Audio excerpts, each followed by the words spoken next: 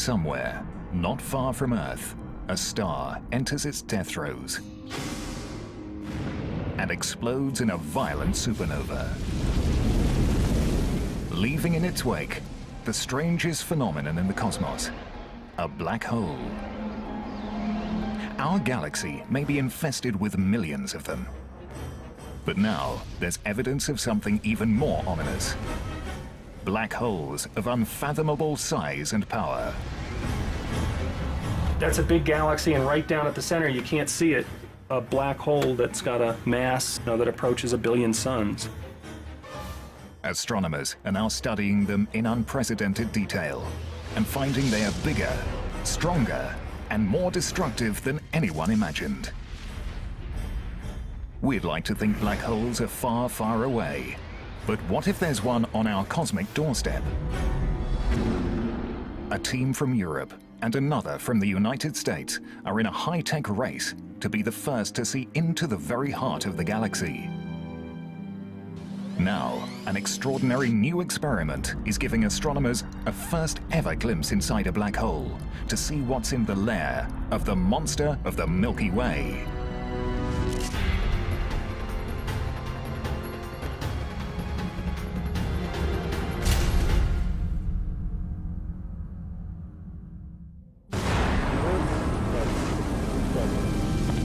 A new era in astronomy has begun. High-tech instruments in space are now revealing a universe rocked by violent events.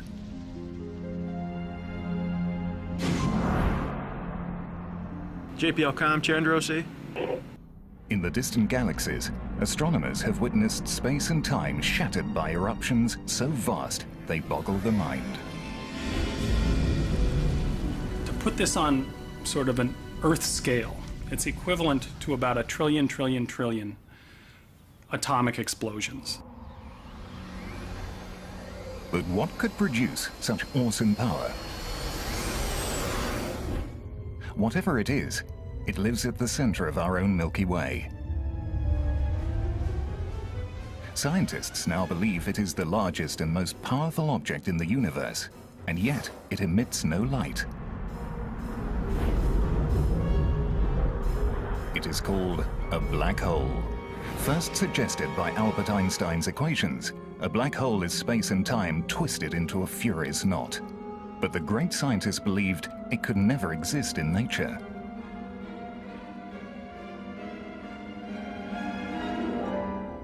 Albert never really liked the idea of black holes himself. He thought they were anathema. This was something that nature should avoid. It's the places where space and time became infinitely twisted up. He thought, no, nature shouldn't allow that. Black holes are certainly odd beasts in the universe.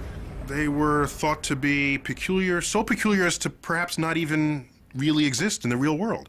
Simply because your equations show that they can exist doesn't require that the real universe has them. That there is something strange and powerful lurking in the center of our galaxy first became clear 75 years ago. Early radio telescopes recorded a hiss like the sound of steam.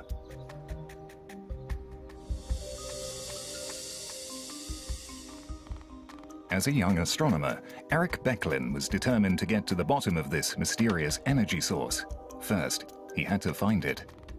There was a radio source called Sagittarius A, a very strong radio source, but there was even debate whether that was really the center or not.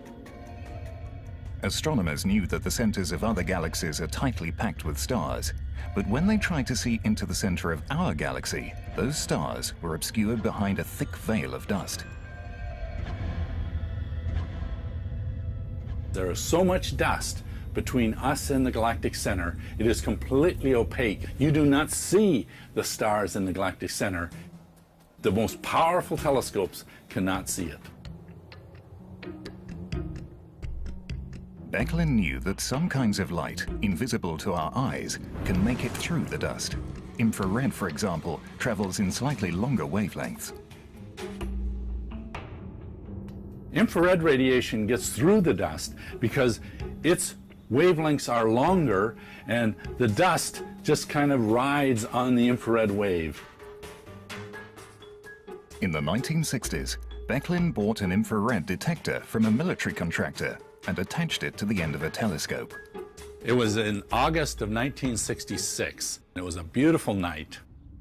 As we were looking with the infrared detector, we were seeing more and more stars, and the signal increased, and each star gives you more signal, and we were building up. As we were getting closer to the center, more and more stars. We were actually seeing through the dust for the first time, and then came to a peak, and then back down again. And I knew immediately that that was the center of our Milky Way, and that I was the first person to actually see the stars in the very core of our galaxy. Eric Becklin had discovered the very heart of the Milky Way, the exact location of the mysterious energy source. But its staggering power meant that this was no ordinary star. Scientists believed the only one thing that could explain the mystery was the very idea that Einstein had rejected, an object that defies explanation.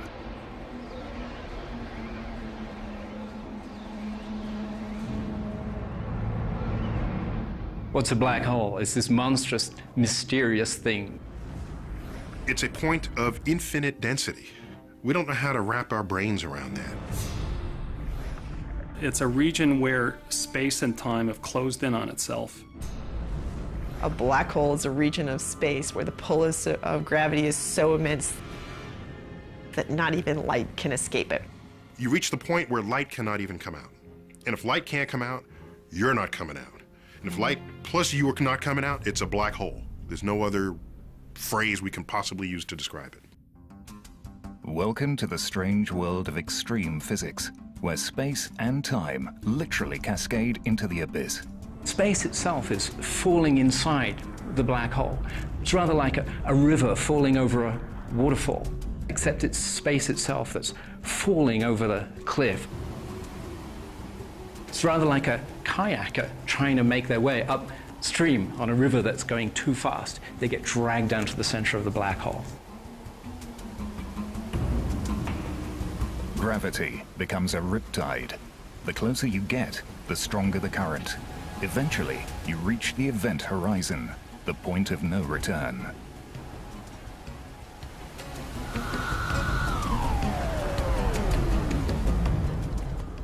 Matter goes inside the surface of the black hole, shrinks down to the very center, where it gets destroyed in a region of infinite warp space and time, and it's gone. The gravity at your feet, if they're close to the black hole, is a little bit stronger than the gravity at your head, and you feel that as something that is tearing you apart.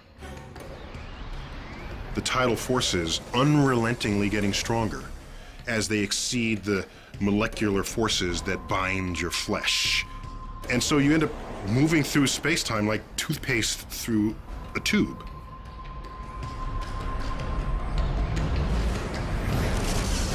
And ultimately, you will pull your atoms apart. You will be, as we say.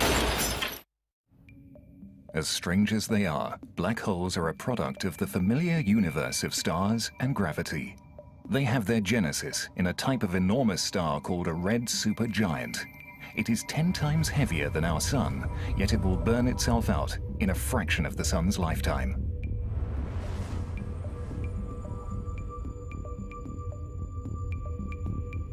Deep inside, the crush of gravity sends temperatures roaring above 1 billion degrees. Helium and carbon fuse into heavier elements: oxygen, silicon, sulfur. Then, the star implodes under its own immense gravity, sending a shockwave roaring out. The star digs itself deeper into space travel and now goes supernova in a violent explosion. What's left is a dense core of subatomic particles, a neutron star, only about 16 kilometers across. It's so dense that a teaspoonful of neutron star matter would weigh about 1 billion tons. Eventually, the gravitational pressure will be so large that the neutrons themselves will be crushed, and there'll be nothing left to stop the collapse.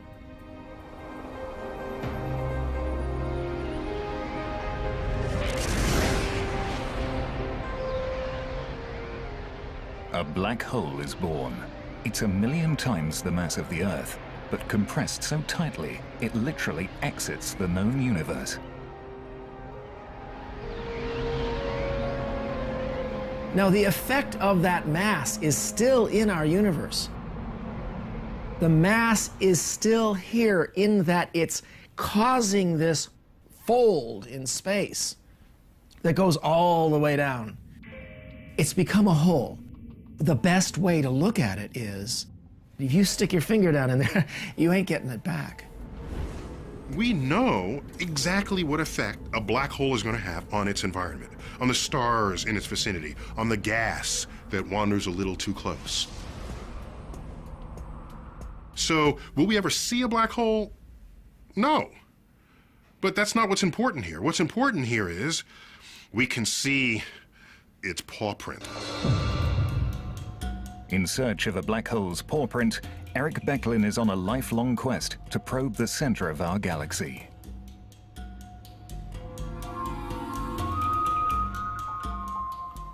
The Milky Way is a giant spiraling disk of over 100 billion stars. Our sun is about halfway out, in the peaceful suburbs. Becklin is headed to the galaxy's most exciting and most violent zones. But to make the final leg of the journey, he would need help. So he turned to a rising star in astronomy. Andrea Getz believes that the key to finding a black hole at the center of our galaxy lies in tracking the stars that buzz around it. For about 3 decades or so, there has been this question of whether or not our galaxy harbors a supermassive black hole at its center. And the key to answering this most definitively is to watch stars at the center of the galaxy orbiting. Getz's team set up at the newly built Keck telescope on the summit of Hawaii's Mauna Kea volcano, the largest telescope ever built. Our view to the center of the galaxy is absolutely superb. Our ability to position stars at the center of the galaxy is like somebody in Los Angeles seeing somebody in New York be able to move their finger like this, okay, just 2 centimeters. That's the precision with which we can measure something that is 26,000 light years away from us. Madeline, we're ready to go? The conclusive experiment to be done that really demonstrated that it was a black hole was to follow the orbits of individual stars very, very accurately and with the highest precision possible. But the stars in the center of the galaxy were not the only thing Getz and Becklin had to keep track of. Another group, working in the mountains of Chile, was hot on the same trail, led by Reinhard Genzel from Germany. This guy here. Yeah. It's a little too dense to be just a random collection. We suspect that in the galactic center there may be hiding very massive black holes. To really be sure that there are black holes, we have to go in there as close as we can, so we can make measurements really good enough now that we can say it must be a black hole. Both teams wanted to be the first to prove that our galaxy harbors a supermassive black hole, but Genzel and his team had a 3-year head start. The amazing precision of Keck is the ace in the hole for Getz and her team. Mark Morris is a veteran of the Galactic Center search. The German group had already started to make headway on the Galactic Center even while we were deciding to pursue this. So we knew that in a head-to-head competition that as long as they were using the small 2.2 meter telescope that they were using compared to our 10 meter telescope, that we would blow them away. Bright speck on the top of this inset. That's the star which really has given us the essential clue for the black hole. It was certainly high excitement, but on the other hand, we would have to compile like at least 5 years of data before we could see the stars move. But what kind of cosmic monster was pulling the stars along? This is our roadmap, and that's the center of our galaxy. There's a large cluster of stars that are orbiting the center of our galaxy. Basically, the way this experiment works is you take an image, you see where all the stars are, and then you come back sometime later and you take another image and you look to see if they've moved. So the second time we took an image, we knew we